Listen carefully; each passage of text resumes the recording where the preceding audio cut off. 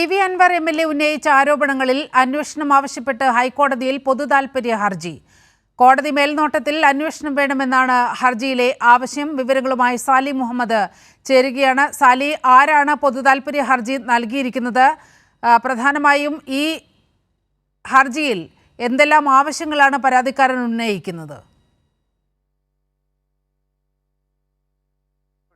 കോടതി മേൽനോട്ടത്തിൽ അന്വേഷണം വേണം എന്നുള്ളത് തന്നെയാണ്. ദേശീയ സുരക്ഷയെ ബാധിക്കുന്ന തരത്തിലുള്ള ആരോപണങ്ങളാണ് ഒരു MLA ഉന്നയിച്ചിട്ടുള്ളത്. ആരോപണങ്ങൾ പുറത്തു വന്നിട്ടതിന് ശേഷം ഇതുവരെ അന്വേഷണം ആരംഭിച്ചിട്ടില്ല. അതുകൊണ്ട് തന്നെ സംഭവം മൂടിവെക്കാനാണ് പോലീസ് ശ്രമിക്കുന്നതെന്ന് സംശയിക്കേണ്ടിയിരിക്കുന്നു. ശരിയായ രീതിയിലുള്ള അന്വേഷണം നടത്തണം. അതിനുവേണ്ടി അതിന് ശേഷിയുള്ള ഏതെങ്കിലും ഏജൻസിയോ അല്ലെങ്കിൽ ഏതെങ്കിലും ദേശീയ അന്വേഷണ ഏജൻസിയോ ഏൽപ്പിക്കണം. അതിന് കോടതി ഉത്തരവിടണം. ഒപ്പം അന്വേഷണം സമയബന്ധിതമായി പൂർത്തിയാക്കാൻ നിർദ്ദേശിക്കണം എന്നുമാണ് ഹർജിയിലെ ആവശ്യം. ഹർജി ഓപ്പൺ കോർട്ടിൽ വന്നിട്ടില്ല, ഫയൽ ചെയ്തിട്ടേ ഉള്ളൂ.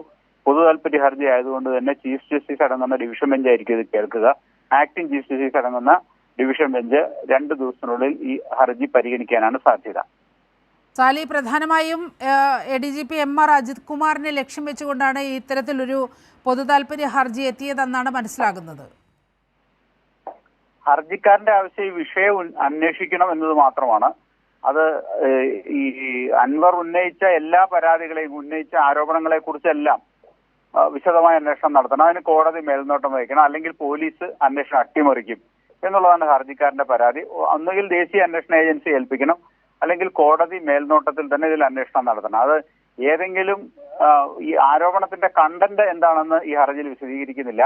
PV അൻവർ ഉന്നയിച്ച ആരോപണങ്ങളെല്ലാം അന്വേഷണ പരിധിയിൽ കൊണ്ടുവരണം എന്ന ജനറലായ ആവശ്യമാണ് ഈ ഹർജിക്കാരൻ മുന്നോട്ട് വെച്ചിരിക്കുന്നത്. ഓക്കെ.